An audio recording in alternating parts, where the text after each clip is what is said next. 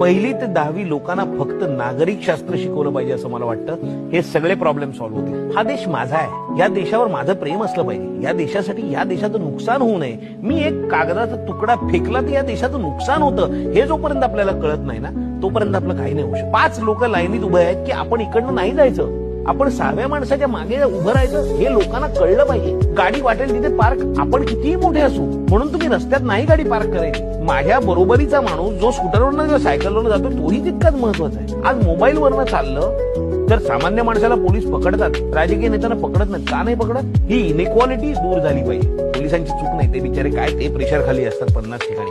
Point एवढाच आहे की मी एक नागरिक चांगला बनवण्यासाठी मला काय करता येईल तर मी तो प्रयत्न करणार. मला त्याला सांगायलाच नाही लागतं का मग की थुकू नकोस. त्याला हे कळलं पाहिजे की मी थुकलो तर माझ्या देशाचं नुकसान आहे. हा रस्ता माझा आहे ना, हा माझ्या घामाच्या पैशातनं ते डांबर किंवा खडी किंवा चुना तो पडलेला आहे, मी चुकायचं त्याच्यावर. असे सुजाण नागरिक खरंच प्रामाणिकपणे तयार करणं यासाठी मला काय करता येईल मी खरंच विचार करतोय. त्यावर खरंच जे चांगले संस्कार झाले ना ते माझ्या आईने माझ्यावर केले. म्हणजे माझी आई फार शिकलेली नाहीये, माझी एक पोस्ट ग्रॅज्युएशन किंवा डॉक्टरेट अशी नाही, ती गृहिणी आहे.